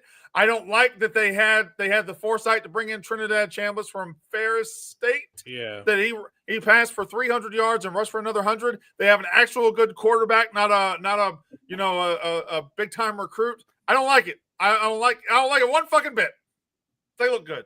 400 yards back-to-back games for the kid. They're good. It is. Mincy is living his best life right now. Oh, he's starting no. to chirp. No. He's starting to chirp. He was rooting for Tulane. He's been Yeah, he's been so quiet about the LSU Ole Miss game. And for those that don't know Mincy lore, LSU Ole Miss is like, I think he's been something like 20 of the last 22 years, right? Like his entire life revolves around LSU Ole Miss. And all of a sudden, ever since old Trinidad came on the scene, now he's texting me, he's tweeting me. He can't fucking wait for next week. I will say this. Two things. Trinidad Chambliss is a veteran compared to Simmons. He's been in this game for a long time. That shows the comfortability with which he plays. He's won a championship at the Division II level. Is that correct, Liam? Yeah. So, again, he brings winning to the table as well. And it's a fucking great name. Trinidad Chambliss. It's fucking cool. Trinidad, Everything about it, sick ass name. And Mincy breaks the news that they got two Trinidad Chambliss because Charlie Weiss Jr. discovered them on Twitter. That's Probably through you, Liam. Chambliss, Probably through you, Liam. Probably through no context college football. Way to go, you prick. Oh, maybe I did tweet his name out one time. No, I was cognizant of him, but good for Charlie Weiss Jr. Good for Mincy, I guess. Is Charlie Weiss Jr. as bad as Charlie How Weiss? much do you not like it? Like, where's the on a scale of 1 to 10? How much do we? Oh, I mean, listen, I'm a realist. Like Lane's just a good coach, and no matter who he gets, it's probably going to be a good quarterback. So I was hoping there would be a step back this year with Austin Simmons, and it looked like we were on track for that. And then here comes Trinidad Chambliss, and they're good. Trinidad Chambliss. What Now- a funny sentence. Now, next week is huge, though. Next week is huge for a lot of people, and LSU and Ole Miss. It is huge for them because somebody's season goes. I mean, this is like one goes straight up, one goes straight down. I couldn't do that. Yeah, so we'll see. But Also, as of LSU scored 8 touchdowns on 9 drives tonight, guys. So the offense is fine. Get off Oh. Wayne Kelly's ass. Wait, no, who'd you play? The Lions. Okay, Yes. it's a big cat. The Detroit? Southeastern Lions. Yeah. Hey, Bloodman, can I ask you a question? Yeah. That clip you put out on Unnecessary Roughness of Lane Kiffin throwing the lob pass to the player. That's crazy. Yeah. Was that after the game or during the game? Brandon, there was 8 minutes and 30 seconds left. That's mid game. It's crazy. Did you notice what I noticed? What? That was kind 360 of empty? dunk. That was Kind sick. of empty. It was very empty. There was 0 people there. They're in the best run of their entire school's history, and they just don't. They left.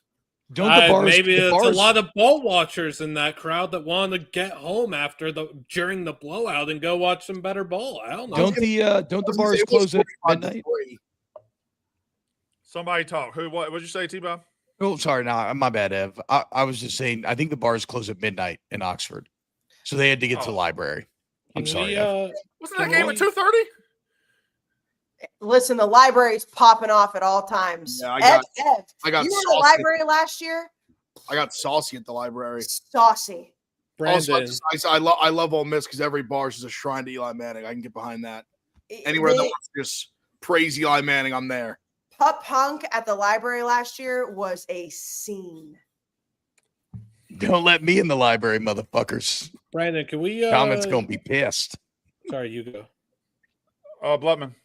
Okay.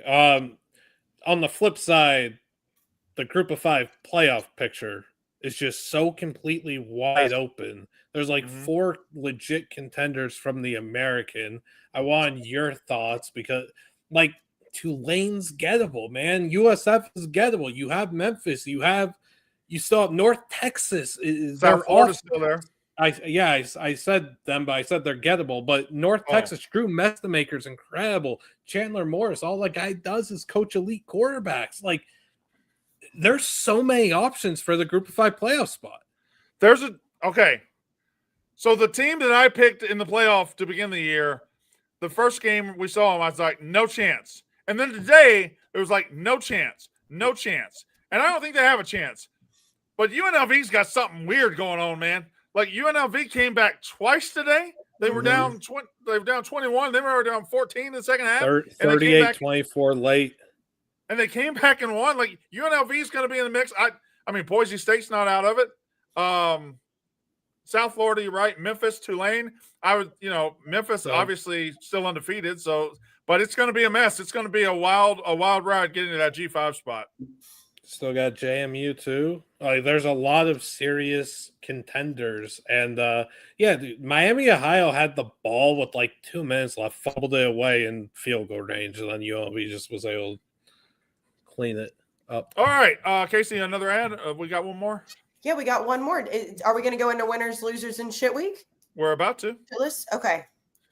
Just want to make sure before I put Experian. Okay, a new one tonight. Experian. We talk about depth charts, power rankings, and playbooks all day. Who's got a playbook for your finances? And that's where Experian steps in, your big financial friend. Your BFF helps you save money, track your FICO score, monitor your credit, and even match you with credit cards that fit your game plan. So take control of your wallet and apply this with confidence. So this is for a lot of people who may never looked into credit cards, maybe never have looked into getting a credit score. You got to get a credit score in order to get things in life, to buy a car, to buy a house, to do whatever. So Experian can help you with that. Download the Experian app and meet your big financial friend today. Applying for the no ding decline card won't hurt your credit score if you are aren't initially approved. Initial approval will result in a hard inquiry, may impact your credit score. So they're helping you out. They're helping you build your credit, which by the way, like, I mean, I'm old and washed now. Had no idea. I went to go buy my first car after I graduated college. And they're like, you don't have any credit. I'm like, well, how would I have credit? You can't let me buy a car. And they're like, well, to buy a car, you have to have credit. Turns out I should have had a credit card. So maybe Experience can help you out with that. Okay. Yeah. Guys, buy shit on your credit card and then pay all of it off at the end of every month. Get all the points. Experience. Yes, that's the best. Like, use it as a debit card. Yes. Don't spend more. No, we're not financial advisors. I'd like to put that out there. Don't spend more than you have, but get the points, build the credit score. Experian can help you do that. Meet your BFF today. All right. Buy like an iPad with the points or something. It's sick. All right. T-Bob. Yes, sir. Don't do that. What? Who won the week? Who won the week? Well, I have multiple winners, so I was gonna let other people talk and then Kayce. no. Sorry, no. I'm gonna go. I lied. T-Bob. No, Okay, it's yep. Thank you. No, no. I'm gonna go Texas Tech, but specifically, I'm gonna go Texas Tech GM James Blanchard. Okay, this is a guy that was already making $800K a year down there in Lubbock to build this roster. This offseason, Notre Dame came calling.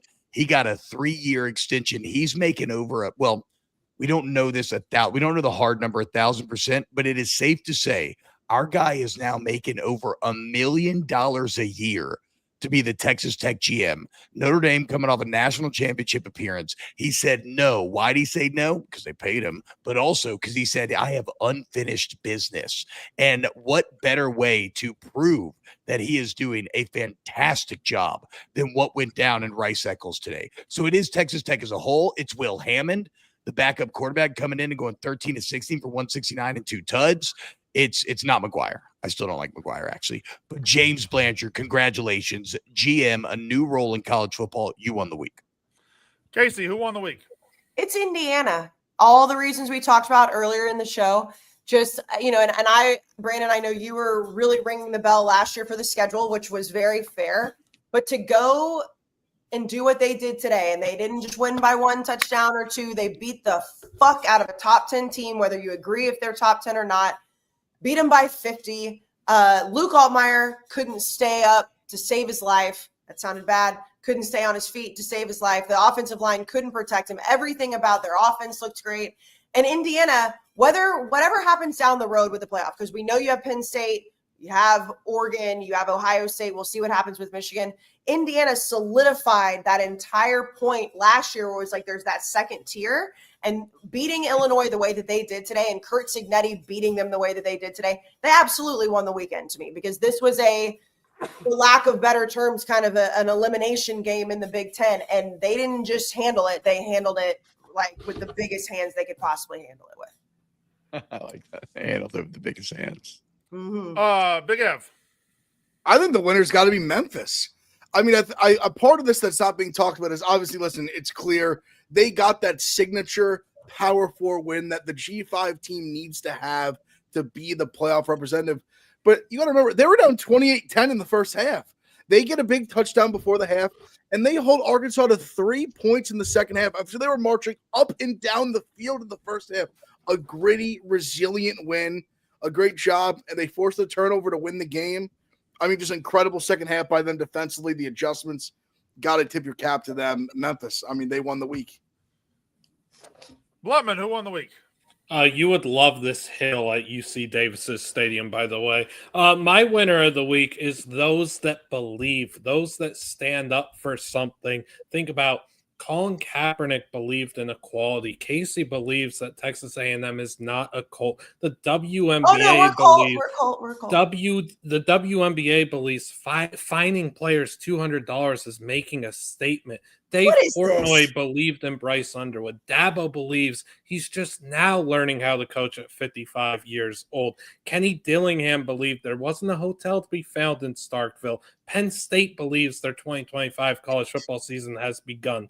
The Browns believed Deshaun Watson was innocent. T-Bob believed that Notre Dame would cream Miami and Notre Dame would cream Miami and Texas A&M. MLK believed in a dream. Americans believed in each other following 9/11. Brandon believed in Nebraska. Rosa Parks believed in staying up for yourself. Ash believed Pikachu could defeat an Onyx. The Eagles believed in Jalen Reagor being better than Justin Jefferson. And Liam Blutman believed in Utah. It's not about what happens. It's about believing in something and going out there with your mind. Believing, trusting yourself, and whatever happens, happens. But have the confidence to believe in yourself and be the change that you wish to see in this world. Fuck it, Liam. If you stand for nothing, you'll fall for anything. Fucking right, baby. You just inspired me. That was I don't know where that was going, but that was amazing. Wow. Did you write that out? Yep. No, that was off the dome, dude. Oh, yeah, that was off the dome. Yeah. By the way, Blevin, not to step on your speech, I absolutely know we're a cult. It's okay though. Had to do it. Something to be said for being self-aware, I guess. Yeah, Brandon, who won the week? Well, I don't want to repeat your points. I did have Indiana because they were so impressive, and you know what? Yeah, I'll just go ahead and take them. I'm gonna split mine.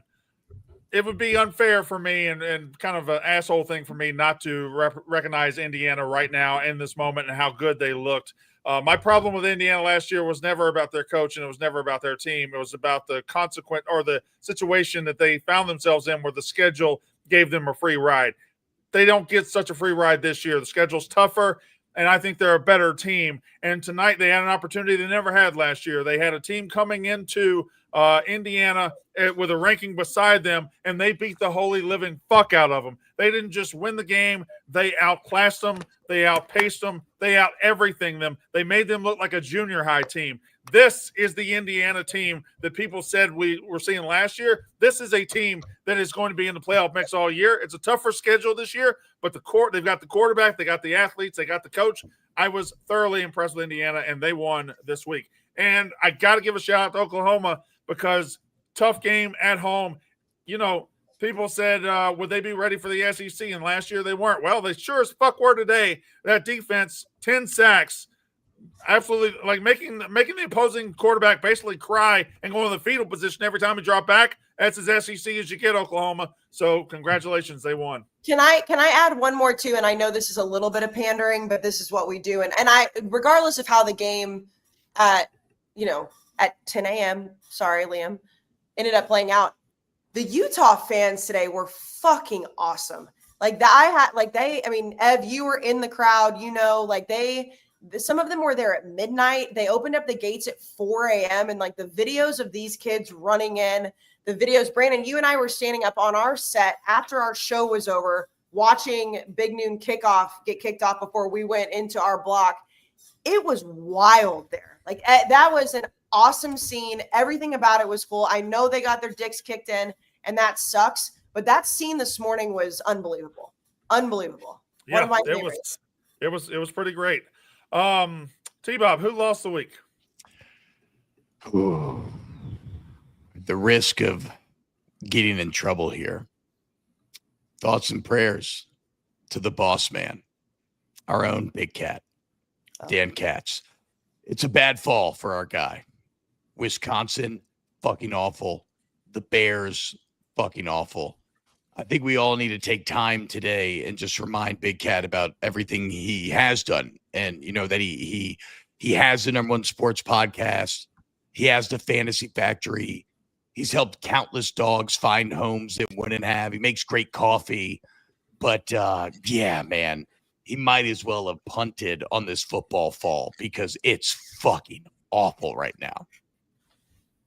It's bad. Kayce, who lost the week?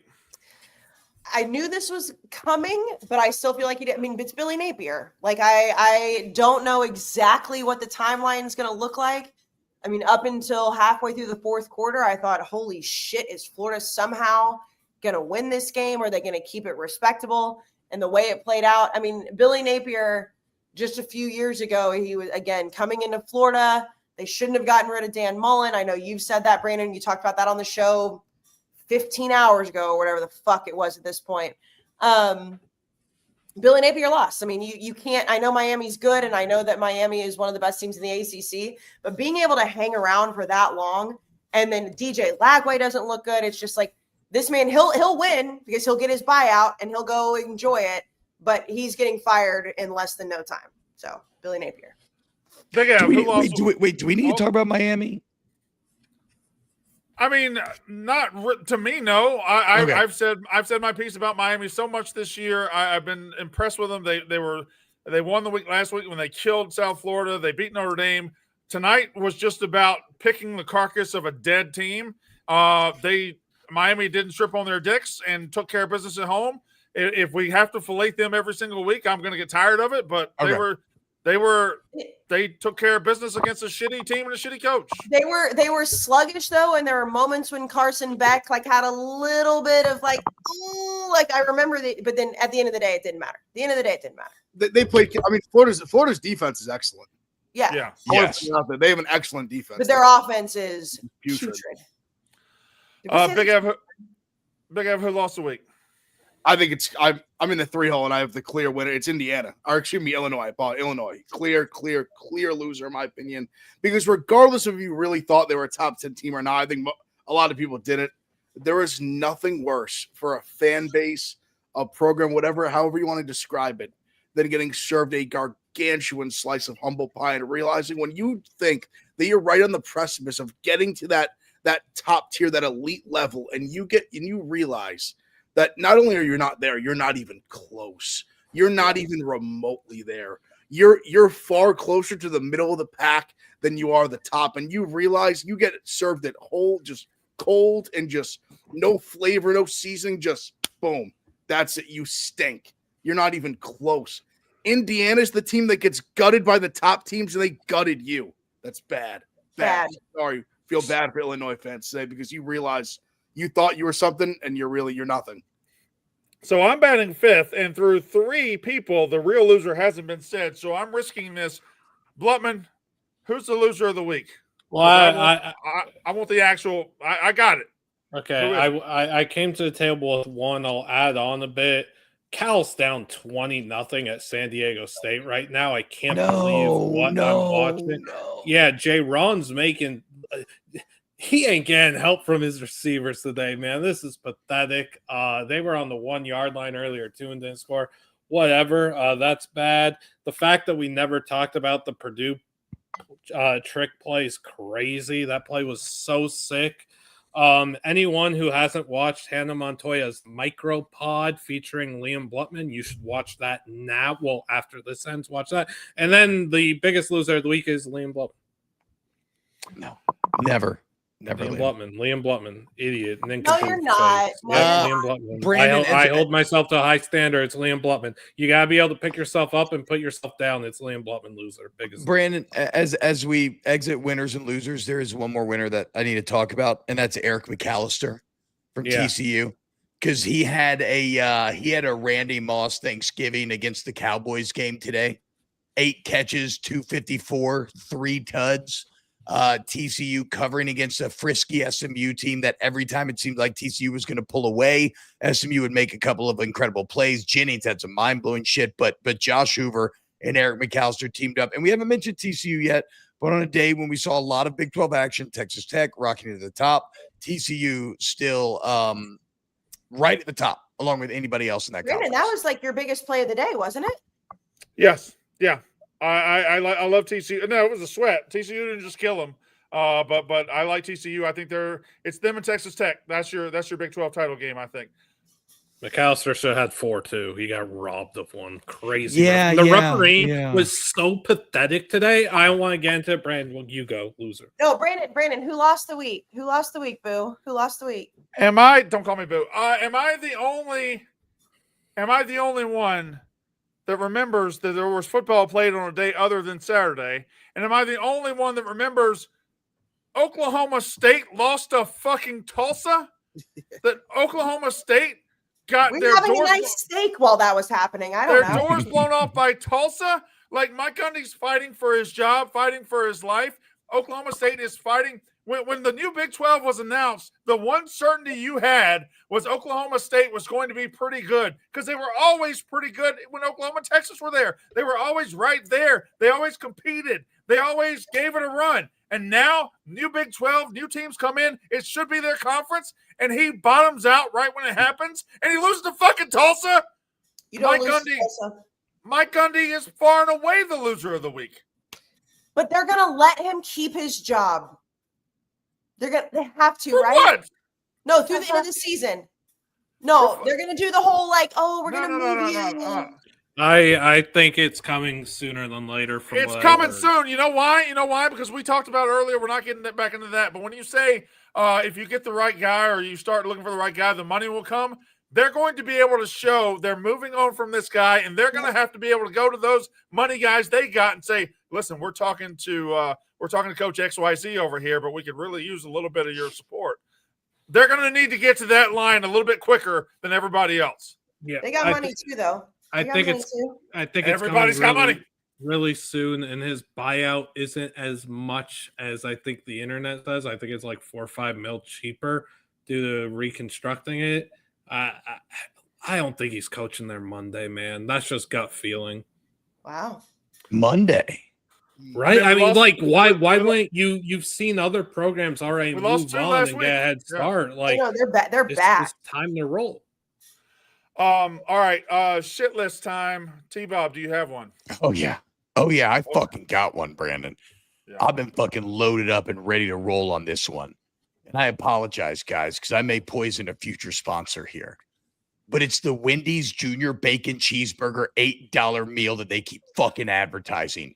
It fucking infuriates me. These motherfuckers are trying to sell me 2 junior bacon cheeseburgers, a medium fry, and a medium drink for $8, and they want to tell me that's a good deal. I don't feel savings, Wendy's. I feel fucking inflation. I used to get 8 junior bacon cheeseburgers for $8. The fact that they're putting there out there some massive campaign that makes me feel like good about myself, all it makes me feel like our country has completely lost itself and that we're losing the economic battle as the common man on the ground. Fucking infuriates me. I do love Wendy's though. I like Wendy's too, but don't, like $8 is too much to be. It's fine to be on the menu. It's fine to be on the menu. But to throw it in my face and tell me that's incredible savings, I just hard disagree. Well, T-Bob, I hope you're excited for Wendy's next week. You're not getting me, blood. Okay, I'm 36 years old, bitch. No. I've been in this game a lot longer than that. I wasn't. I genuinely wasn't playing the game. We're Sonic, baby. Sonic Smashers. Not that joke. Sorry. Yes, you were making that joke. No, I promise you, T-Bob, I was not. What, the Wendy's? Listen, last week when we were at Cosm, I know Brandon and Ev were in their little corner watching the same game that T-Bob, Lukey, and I were watching. And that was Arch Manning against UTEP, okay? They played another team, which I said in the post-game show last week. I said, when you play a team like UTEP, it's playing a JV squad. They played Sam Houston State. Now, if you're in Texas, another lore, Sam Houston State, you're playing your 8th grade team. When they went up 14-0, Arch Manning scores a very routine touchdown, very routine. And this man taunts the Sam Houston defender to a point, like he pushes his chest up against him. And I'm like, sir, what the fuck? And listen, football players, they do their thing. The Texas Longhorn Twitter account, not the Barstool account, not a fan account. The Texas Longhorn football account is like, Arch is feeling himself. It's, no disrespect, Sam Houston State, sir. What are you doing? He stood like not only up against him, he just was yapping in his ear 14-0. And like, I get it. You need a little bit. The Texas football account, we told y'all Arch Manning got swagger. Brandon, when you look at this clip, you're gonna be like, this is the Manning kid that we all thought might be in New York.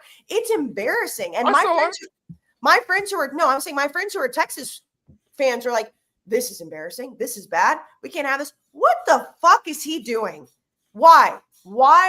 It is Sam Houston State. Again, no disrespect. They have a great football team. You are the University of Texas. Get it together. Go Arch. Fuck that motherfucker. My shit list, it's happened today. I feel like it's been happening all year more than ever. I'm sick and tired of these weather delays.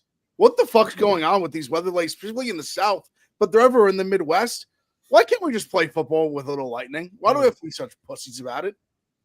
I think all these concussions, all these things, the inherent risk that comes with playing football, and worry about a little fucking rain, a little lightning. Get the fuck out of here, man. The guys in the stands are going to be fine. They paid for their tickets. They're taking on the inherent risk as well. Let's play ball. Let's stop having hour-and-a-half delays in the middle of the second quarter because there's a little bit of lightning. It's so fucking annoying. The games are now staggered. They're all over the place. You have to make decisions on NBC between Notre Dame blowing up Purdue and Illinois, Indiana starting, which ended up crazy. Ended up being an even worse game. But regardless, sick of the weather delays. Play through lightning. Stop being pussies. It's football. Man up. Ev, did you Play see ball. Nadeau's rant about it tonight? No, I did not. But I'm sick. I'm just sick of it. Me and Dave were talking about it today. Yeah, it's bad. It's bad, but you should go look at it because when I saw Nadeau was going on a rant, I was like, oh, who fucking knows what this could be about? It's about the weather delays in college football. It's maddening. There's every other game's got a fucking hour random weather delay. It's football. Right. Blutman? Play football. Too many anti-Semites feeling themselves on Twitter and thinking that they could. Yep. Yeah, that's bad. Yeah, that. Anti-Semitism, not cool, guys. No, it's Bottom not. line. Check out the micropod with Blutt. He had a number one loser of all time. True. Now, I guess that the college football fan is way too crude and vile. Facts. For whatever reason. I don't get it, but whatever. To each their own, I suppose, except don't be It's gotten worse. No, Liam. No, we do not have to each their own anti-Semitism. No. I didn't mean those that. I motherfuckers. didn't mean that with that. I meant I don't know. People just weird. They gotta check themselves into a mental hospital. I don't know.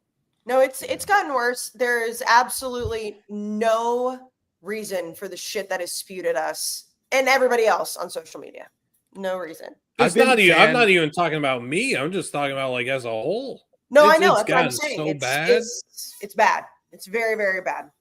Brandon, your shit list. All right, buckle up. I got 3, bitches. Okay, number 1. You? NBC. Big F touched on it. NBC, for years and years and years, you had Notre Dame and Notre Dame only, and that's who you were showing, and you had the Notre Dame contract, and you were living off that. Now you want to be a big boy network and get other games, and you had Illinois, Indiana, a really very interesting game in Indiana tonight. I wanted to see it. I wanted to see the start of it, but instead you preempt it and you send it to Peacock so that you can show a fourth quarter of a 56-23 game starring Notre Dame and Purdue, 2 teams that aren't interesting, good, or fun. Fuck you, NBC. Also, Number 2. fuck Notre Dame. Number 2, and this one is I don't know if I'm breaking news here, but has anybody seen the Boise State basketball thing? No. Yeah. Well. All right. I got it. Can I So look it up? today, some Boise State basketball players, and this isn't good. I should have sent it to Liam or Lukey so you could put it up there. That's a picture of 5 Boise State basketball players with El Presidente Dave Portnoy at our game.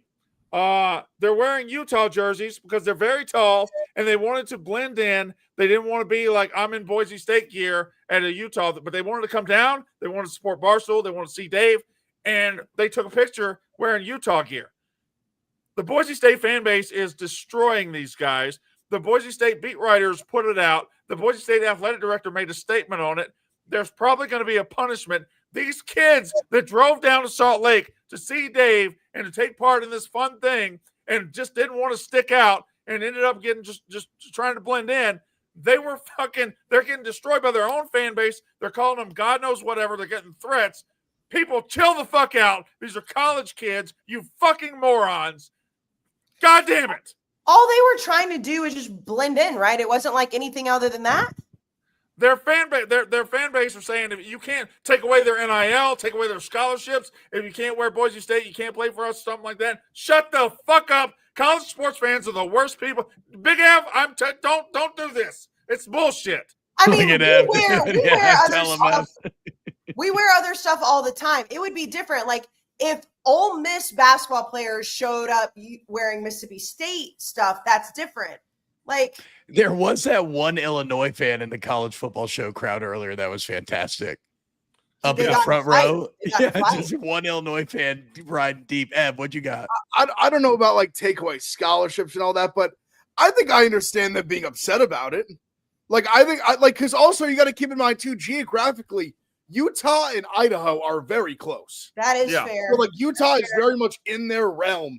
So I feel like that would be I don't know. I guess I'm trying to think different conference, but like, I don't know. I think about it as going to like a kind of a bordering school wearing their merch. Like they could have easily went and just wore like any team merch. Yeah, just wear like Why black. do they have to wear Utah clothes? I will say, I think that would annoy me too. I'm not saying harass them online, but I think that would genuinely annoy me just looking at the photo too. It's not like they just like threw on like a random Utah sweatshirt or No. We're not doing this. We're not doing this. Those kids came down to see us, and they're getting. No, that's true. I love that they're wearing like full blown polos and hats. No, I agree with you. I said let's.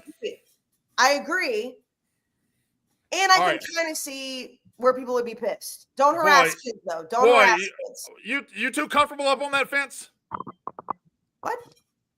I wasn't hard. Okay, and my third one. I didn't say it was hard. I don't think I'm on a fence. Don't harass kids. And I'm not correct. I'm you're saying both on a fence. Wear Utah gear if you're. There's a commercial. There. God damn it. There was a commercial today. It's about it's a website where you can do something with your dog or something. And anyway, it's a cartoon commercial on all these football things. And I saw it, and there it is. Come on, baby. Come on, baby. Hold on. talk to it. Hold on. Let me Talk just nice hold it close to the camera. Talk nice to it. It's a Touch white it nice. screen. Touch it nice. It's a white. Anyway, the cartoon dog has an asshole, and I don't know why. Well, you got to be anatomically correct when animating. I don't know why the cartoon dog has an asshole. It's on a commercial for college football, and the cartoon dog has an asshole. I'm shocked. They wrote a cartoon asshole. Brandon, I thought you were going to say Rutgers doing the drone wave. I thought you were going to. I know he hates it. He won't say he hates it, but I know he hates it. I know you hate it. Brandon, I dare you to take a stand against the Rutgers. Of course he drone will. wave. He hates the Kinnick wave. I dare you. I don't hate the Kinnick wave. All right, it's good. Let's stop it there. Okay, yeah, good call. Good man. Discretion's the better part of valor. Shout out to Rutgers and shout out to the Kinnick wave. I hate bad people. I hate bad people hiding behind the wave to make themselves feel good. That's what I hate. That's fair. Everybody look cute, okay, for a second. Aw. Blutman had no part of that, by the way. He's watching because I Are you watching Colorado right now? You watching Colorado? Yeah, I have Colorado, Cal, USC, and UC Davis on. Yes, I was doing that because I ruined the chat because people were saying I got political when I don't do politics. I hate politics. Get political. I'm just saying I don't want me and a whole bunch of other people to keep saying videos of Hitler in my DMs. Yeah, you didn't get political. Let me tell you something real quick. Let me tell you, you didn't get political. You don't want to be hated online for something that you didn't fucking say. And that's okay. At the end of the day, let them, it's 1 a.m. They're going to be saying stupid shit. Do not let that stop you. Don't let that stop you. You're fucking Liam Blutman. Yeah. And Liam, I'm sorry that J-Ron's not playing well right now. It sucks for both of us because we love Keanu Sangapapa. That's tough, and I hope the kid in the Michigan State game's okay. That was bad. Yeah. You didn't ruin shit. I'm gonna send you a pump up speech, okay? Let them fucking hate, bro. All right, we will be back on Monday night for a Monday Night Live, and then next week. I don't know if you guys have looked ahead, but it is a motherfucker. Oh yeah. And big kahuna. And we will be at Illinois for the college football show. Let's go. Bielema. All right, that's it. Unnecessary reference. Thank you.